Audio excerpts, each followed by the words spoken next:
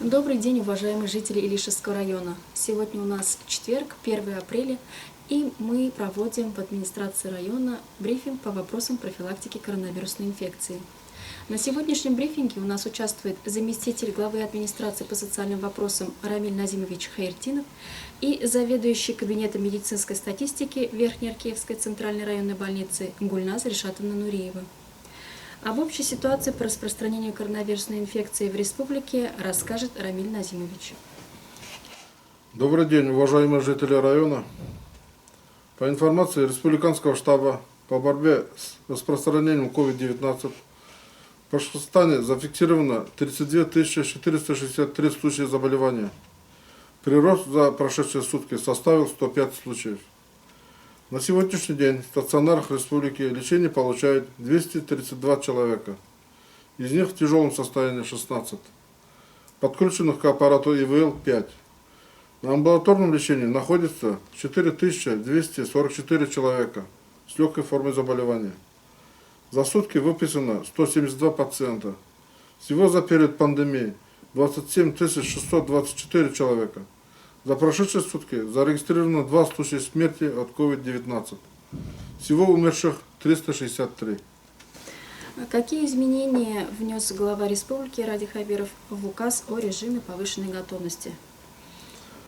Глава Башкортостана Ради Фаридович Хабиров внес изменения в указ о режиме повышенной готовности в связи с угрозой распространения коронавируса. Для пожилых людей старше 65 лет, а также тех, кто имеет хронические заболевания, сохраняется обязательный режим самоизоляции. Школьные столовые теперь можно заполнять на 100%. Детские сады могут посещать родители воспитанников. Спасибо за информацию. А теперь слово передаю Гульназ Ришатовне. Расскажите, пожалуйста, об общей ситуации в районе по распространению коронавирусной инфекции. Добрый день, уважаемые жители района. По состоянию на 1 апреля в районе зарегистрировано за весь период пандемии 535 положительных результатов теста. Это плюс 9 новых случаев за неделю. Выздоровели 514 человек, это плюс 13 за неделю, что составляет 95%. На амбулаторном лечении с легким течением заболевания находится 12 пациентов. 8 пациентов нашего района получают стационарное лечение в инфекционных госпиталях республики. Еще 8 пациентов получают также стационарное лечение с диагнозом «новая коронавирусная инфекция», вирус не идентифицирован. К сожалению, в районе есть один зарегистрированный случай по причине новой коронавирусной инфекции. Как обстоят дела с вакцинацией? С начала пандемии мы также продолжаем получать вакцину Гамковид-Вак или Спутник Ви. На сегодняшний день у нас получено 980 доз вакцин, и все они освоены. Всего проведено таким образом 980 вакцинаций. Это плюс 100 вакцинаций за неделю. Из числа привитых первым компонентом охвачено 479 человек, вторым 501 человек, что составляет 51%. Сегодня ожидается поставка еще 270 доз. Списки составляются также график передвижного мобильного ФАПа для того, чтобы охватить и освоить все эти поступившие вакцины. Напоминаю, что вакцинация продолжает проводиться во втором кабинете старого здания поликлиники после осмотра врача-терапевта в 7-м кабинете. Подходить нужно обязательно с паспортом и с НИЛСом, и 30 минут после проведения вакцинации находиться под медицинским наблюдением в нашем учреждении. Состоит вакцинация из 2 этапов. После первого этапа через 21 дней делается вторая схема вакцинации. Вакцинация считается законченной после введения 2 этих процедур. Защитный титр антител образуется через 3-6 недель после второй вакцинации, и в это время обязательно необходимо также пациентам соблюдать меры предосторожности, социальную дистанцию, масочный режим и средства гигиены рук. Хочу еще раз напомнить возможности записаться для вакцинации. Это через портал госуслуг, через мобильное приложение к врачу или на республиканском сайте Доктор РБ, по единому номеру колл-центра 122 По ситуационному антиковидному номеру 8 347 218 19 19 или непосредственно можете позвонить нашему врачу-эпидемиологу больницы по телефону 8 963 898 40 50 для того, чтобы включить вас в список листа ожидания. Востребована ли в нашем районе прививка от пневмококка? Прививка пневмококка, она относительно считается одной из новых прививок. Пневмококк это является возбудителем бактериальной инфекции, и само название за себя говорит о том, что поражается легочная ткань, то есть вызывается пневмония. В последнее время мы уже все знаем, что такое пневмония, как он проявляет себя. Здесь, если при коронавирусной инфекции возбудителем является вирус, то пневмококковой пневмонии возбудителем является бактериальная инфекция. То есть это два разных возбудителя, и подходы к лечению и к профилактике абсолютно разные. А симптомы это такие же общие симптомы, как при пневмонии. То есть повышение температуры тела, одышка, слабость, ухудшение самочувствия, потеря аппетита. Но при бактериальной инфекции плюс еще присоединяется гнойная мокрота и очень высокая температура с более такой выраженной интоксикацией, нежели чем при вирусной. Вакцина против пневмококковой инфекции необходима для каждого человека. Для такой вакцинации имеются также определенные группы риска, которые подлежат проведению этой вакцинации. Это лица старше 60 лет, это дети, детский контингент, особенно недоношенные дети. Детей мы начинаем прививать с 2-месячного возраста и прививаем по схеме 2+1. То есть 2 вакцинации проводятся на 1-м году жизни, и 1 вакцинация на 2-м году жизни идет как ревакцинация. Такие пациенты с хроническими заболеваниями, как хроническая обструктивная болезнь легких, сахарный диабет, хронические заболевания сердечно-сосудистой системы, находятся в группе риска и подлежат также вакцинации от пневмококковой инфекции. Сам пневмококк, попадая в организм, способен провоцировать процесс в легких, формируя пневмонию, но этим пагубное влияние не ограничивается. Помимо пневмонии, в тройку самых частых летальных исходов при пневмококковой инфекции у взрослых входит менингит. Это воспаление в области оболочек спинного головного мозга. А также вторым осложнением является сепсис. Это проникновение микробов в кровь с разносом по всему телу с образованием участков воспаления.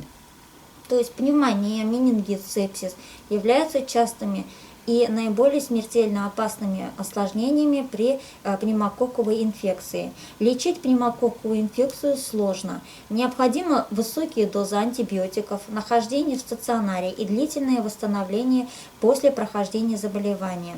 Но предотвратить пневмококковую инфекцию намного легче, потому что к вакцинации против пневмококковой инфекции противопоказанием является только индивидуальная непереносимость каких-то компонентов этой вакцины, тяжелые аллергические реакции в анамнезе, беременность, период лактации. А остальным всем можно прививаться, и мы всем настоятельно рекомендуем обезопасить себя и предотвратить вот эту тяжелую болезнь. Да, еще хотела напомнить касаемо нашего района запланированное число вакцинации. Мы в этом году запланировали 590 вакцинаций против пневмококковой инфекции, из них 240 вакцинаций мы предусмотрели для взрослого населения с учетом группы риска. А какой должен быть промежуток между прививками от коронавируса и пневмококка? На сегодняшний день мы, конечно же, приоритет держим вакцинировать людей против коронавирусной инфекции, для того, чтобы мы создали популяционный иммунитет и, наконец-таки, избавились от этого заболевания. Если вы вакцинировались любой вакциной, не только против коронавирусной инфекции, есть ведь еще и плановые вакцинации, то промежуток между вакцинацией других инфекционных возбудителей и пневмококка должен содержать не менее 1 месяца. А нужно ли записываться на прививку от пневмококка? Есть ли необходимость прививки от пневмококка, если вакцинироваться от коронавируса? Записываться на вакцинацию пневмококка не требуется, потому что, как я уже озвучила, вот те заявки, которые мы делаем в конце года с учетом на следующий год, здесь мы предусматриваем лиц, которые находятся в группе риска, и детский контингент. Для них к нам поступает вакцина в рамках бесплатного обеспечения. Те желающие, которые хотят привиться пневмококковой инфекции, но не находятся в группе риска по вакцинации пневмококковой инфекции в рамках бесплатного обеспечения, но для таких лиц у нас существуют платные пункты вакцинации. В нашей больнице его нету, но если вы попадете в пункт вакцинации, то в принципе там можете на платной основе по своему желанию привиться и обезопасить себя от этой злой инфекции. Но касаемо того, что нужна ли пневмококковая вакцинация, если мы вакцинированы уже гамковидваком, конечно же, нужна. Потому что, как я уже объяснила, здесь 2 абсолютно разных возбудителя. И, соответственно, вакцина также действует. Если коронавирусная вакцина действует только на вирусы, то пневмококковая вакцина, она действует только на бактерии. То есть 2 разных возбудителя, 2 разных вакцинации. С 1 апреля изменился единый номер для записи к врачу. Еще раз напомните, пожалуйста, нашим жителям, по какому номеру и как можно записаться к врачу. Действительно, с 1 апреля мы претерпели изменения по номеру контакт-центра.